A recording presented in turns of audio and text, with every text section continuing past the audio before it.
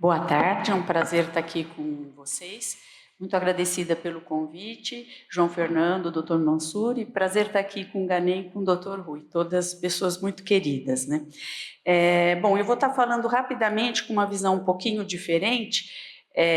Eu trabalho há muito tempo com qualidade, mas, de alguma forma, as críticas que os médicos têm, as pessoas têm, eu também tenho. E quanto mais a gente se aproxima de um tema, mais crítico a gente fica, né? Às vezes a gente cria uma cegueira situacional. No meu caso, foi ficar talvez mais intolerante com o tema. Então, talvez eu não seja a melhor pessoa para estar falando só das coisas boas da qualidade. Eu sempre brinco que é um mal necessário, né? E que traz muitas coisas boas também. É difícil falar sobre qualidade e percepção do médico e do paciente, não tem tantos estudos assim robustos que mostrem uma diferença clara. No entanto, dá para eu arriscar com um pouco de achismo e um pouco de vivência dos dois lados, tanto começando na assistência e depois na vida gerencial, e tendo acompanhado várias organizações dentro desse tema, dá para fazer algumas apostas, né? Então, eu vou falar basicamente das perspectivas distintas entre profissionais e usuários, e acho que a gente não se restringe aos médicos, acho que tudo é muito desafiador para os outros profissionais, mas a gente tem especificidades na nossa profissão. E os desafios são comuns também, se a gente pensar nos nossos e dos usuários. Eu coloquei usuários para ir um pouco além de paciente, porque hoje o que a gente tem preconizado, principalmente a Organização Mundial da Saúde, é que a gente pense na saúde ao longo da vida, ou seja, que a gente tenha uma longevidade saudável e que a verdadeira promoção da saúde comece já na infância e acompanhe todo o caminhar dos indivíduos, né? E também vou apostar em alguns caminhos que são absolutamente assim, de coisas que eu percebi sendo da área da saúde e hoje dando aula em escola de administração de empresas e administração pública, né? Parece que a gente tem uma dificuldade de escuta. E eu não acho que isso seja só um problema dos médicos, eu acho que é um problema do ser humano. E a gente está num momento muito especial de mundo, né? Então, de forma geral, a gente gosta muito das coisas que mais ou menos estejam de acordo com os nossos valores, mas também com as coisas que a gente já sabe. E, às vezes, novidades não são tão bem acolhidas nem por nós e nem por ninguém. Então, esse exercício do escutar é um desafio para todos nós. Mas, ao que parece, pelo menos as pessoas dizem que nós, médicos, temos mais dificuldade de escuta quando a gente pensa no mundo da gestão. Eu não estou falando de escuta ao paciente, mas eu estou falando de escuta ao mundo da gestão. Por outro lado, a gente sabe que ninguém muda espontaneamente. Existe uma inércia das pessoas, do sistema, quiçá até da humanidade. A gente sabe que tem uma necessidade premente de mudança, mas a gente só muda mesmo se não tiver jeito, né? Então, a gente está sendo constantemente desafiado. Eu acho que nesses últimos anos a coisa está um pouco mais intensa, a pandemia não nos deixa mentir e nem os últimos acontecimentos do mundo, né? Então, existe uma inércia do sistema. E é nesse circuito que entra a qualidade. Você quer trabalhar com qualidade, existe uma inércia grande, você tem que conceber a qualidade dos sistemas de saúde, das organizações de saúde, mas você, num primeiro momento, vai nadar contra a corrente. E a qualidade que chegou até nós é uma qualidade eminentemente burocrática, das normas, procedimentos e rotinas e dos protocolos. Precisa? Precisa. Mas sempre pergunto, será que não tem um jeito mais criativo da gente trabalhar essas coisas? Será que a evolução do conhecimento não pode mostrar um jeito mais amigável a nós, profissionais da saúde, aos usuários, para estar tratando dessas situações? Não sei, ainda não chegamos lá. Por outro lado, a gente na área da saúde, quando se fala em qualidade do cuidado, na área da saúde tem uma coisa que caracteriza a relação médico-profissional, paciente, né, ou dos profissionais de saúde e paciente, porque a gente tem uma assimetria de poder, de informação e de forças muito grande. É diferente de um cliente comum, por isso é tão difícil a gente usar os conceitos da qualidade e aceitá-los, principalmente quando a gente é médico, se a gente for comparar com serviços e produtos, né, indústria e tudo mais. E é fato que, de modo geral, pelo momento de fragilidade que os nossos pacientes estão atravessando, é muito comum eles terem medo de se posicionar, de se colocar, de reclamar.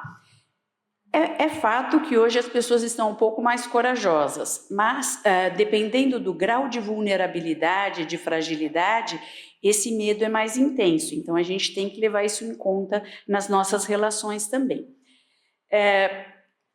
Eu só trago um estudo que eu acho interessante, ele é antigo, mas ele é interessante porque ele mostra um caminho diferente, porque ele tenta comparar a percepção de médicos e de pacientes quanto ao cuidado ambulatorial.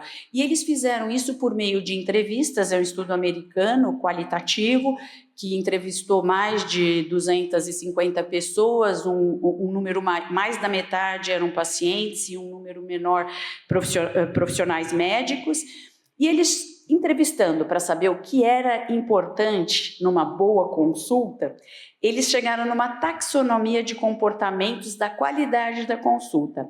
Hoje, na área da gestão, a gente está falando muito em comportamento. Se a gente for pensar o marketing está estudando os nossos comportamentos enquanto consumidores para nos fornecerem mais produtos. Então, de certa forma, a gente, na qualidade, também está falando de ciências comportamentais que podem ajudar a gente a estar identificando o que vai chamar a atenção dos colegas para que haja uma maior adesão aos padrões da qualidade e às mudanças que as nossas organizações necessitam introduzir. E eles chegaram em 9 categorias e 106 subcategorias, e o que é interessante é que houve concordância em torno de 3 grandes temáticas, que têm tudo a ver com qualidade, e são inegáveis: habilidades clínicas, as relações e a comunicação em saúde. Então, esses foram aspectos que são importantes para os 2 atores, né? Então, acho que isso é bem interessante. Para o paciente, meticulosidade no exame, tempo suficientemente longo de consulta, para que haja uma boa troca e para que ele se sinta engajado para estar aderindo ao tratamento. E também cortesia e respeito, que eu confesso que na minha graduação nunca isso foi colocado como um valor técnico, né?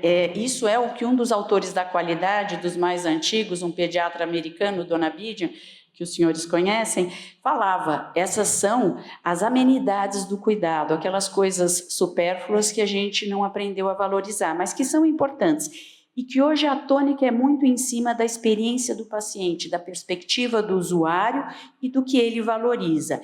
Isso fica muito claro nos serviços privados, na saúde suplementar, mas também está presente na saúde pública, apesar das dificuldades de acesso que a gente enfrenta dentro do SUS.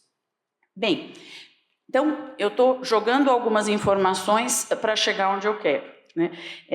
Por outro lado, desde a década de 90, algumas organizações americanas, isso foi se disseminando mundo afora, principalmente na primeira década do século, começaram a falar da necessidade de deixar de avaliar somente a satisfação do paciente, começar a avaliar a experiência.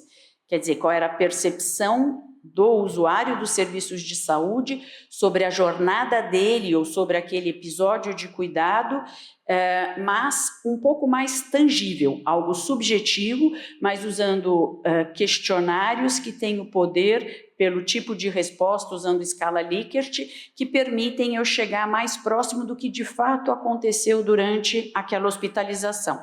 E tem questionários para todos os cenários assistenciais.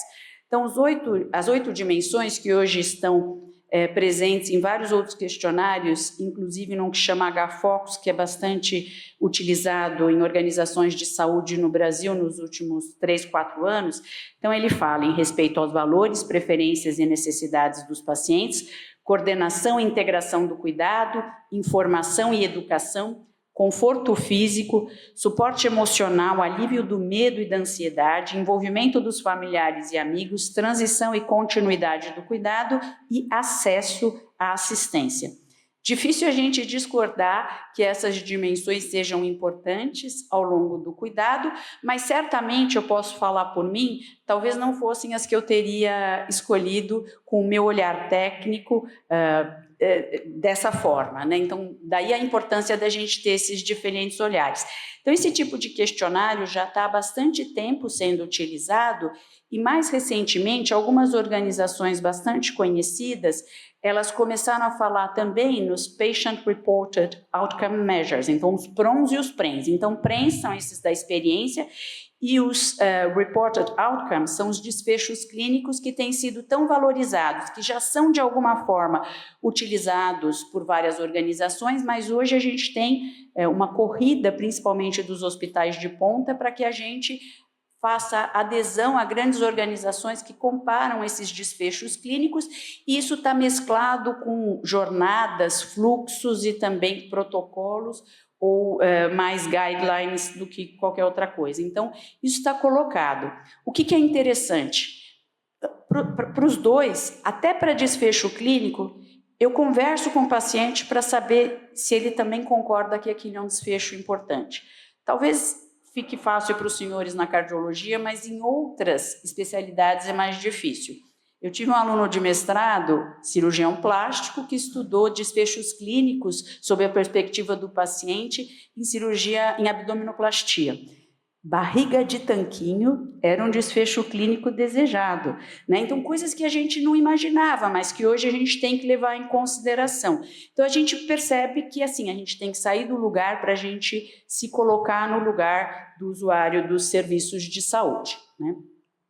Isso cresceu tanto que algumas organizações que trabalham com a perspectiva da experiência do paciente deixaram de falar apenas em experiência do paciente. Hoje, elas usam um termo, eu não gosto, eu acho estranho, mas eu acho a discussão muito necessária. Eles falam da experiência humana. Talvez aqui o GANEM seja o mais próximo, né, dessa discussão, porque vocês têm uma parceria com o Burr Institute, que trouxe essa ideia. Então, é pensar que todos nós precisamos ter uma experiência melhor, porque somos trabalhadores da saúde, profissionais da saúde, mas também porque a gente está inserido numa comunidade maior das nossas organizações e também do nosso entorno, das nossas, vamos dizer, talvez regiões de saúde, mas tem também a experiência do paciente. Então, a gente tem que dar conta de tudo isso para que a gente possa dizer que, de fato, a gente está ofertando um cuidado de qualidade.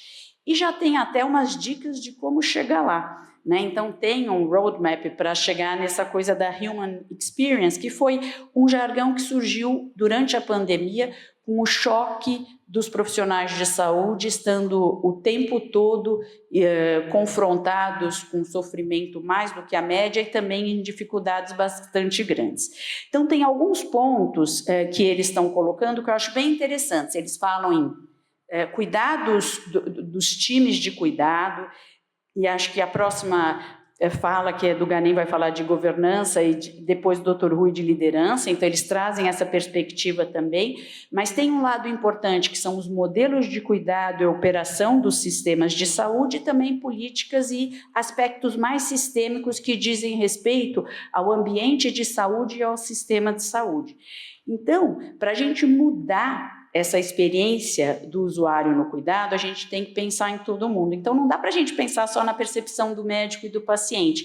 A gente, de alguma forma, vai ter que, num dado momento, sentar junto e rediscutir um pouquinho esse caminho. Mas com essa proposta do Human Experience, eles estão chamando um plano de ação, que está na moda agora ter planos de ação em torno de grandes temáticas mundiais, para que os governos e as organizações possam alavancar a experiência do paciente. Opa, acho que eu estou acabando. Então, assim, a gente está vivendo tempos difíceis, tempos turbulentos, de modo geral, na saúde e no mundo, e a gente está buscando uma luz. Os relacionamentos estão muito tensos em boa parte dos cenários de saúde, e se a gente olhar fora do Brasil, isso não é não é melhor, muito pelo contrário. Tem vários países que estão numa situação de acirramento de ânimos dentro dos serviços de saúde e na sociedade em geral, que é ainda mais importante do que aqui, né? Então, fato é que, se for pensar na minha geração, felizmente aqui tem gente de diversas gerações, mas assim, o mundo não é mais o mesmo, então a gente tem que mudar, não é só uma questão tecnológica, mas também é uma questão de comportamentos, sentimentos e percepções. E a gente certamente tem caminhos bastante interessantes para estar trilhando, né? E aqui onde eu gostaria de chegar, eu acho que nós todos, e não só os profissionais da saúde, mas até os seres humanos em geral e pacientes também, a gente precisa de novas competências, né? Então a gente está falando, enquanto médico, nós valorizamos demais as hard skills, a gente precisa valorizar as soft skills, que em português ficou um nome esquisito, mas enfim, que é capacidade de resolver problemas não só médicos, saber conversar, se comunicar, colaboração, trabalho em equipe, liderança, criatividade, autoconhecimento, que é uma coisa importante, inteligência emocional. Então, isso abre um novo leque que nós não tivemos necessariamente nas nossas formações, mas estando, assim, eu coordeno um curso de especialização, um MBA da saúde da Getúlio Vargas, e a gente tinha isso muito ao de leve. Agora, a gente está introduzindo uma carga maior nas habilidades soft, porque no frigir dos ovos faz toda a diferença, tanto diante do cuidado individual, quanto quando alguém está diante do sistema de saúde, como ministro, como presidente de sociedades e tudo mais. Então, a gente está, assim, num momento de mudança grande, e acho que a gente não vai deixar a qualidade para trás, a gente vai transformá-la para que ela esteja mais adaptada às nossas necessidades e ao novo tempo. É isso, obrigada.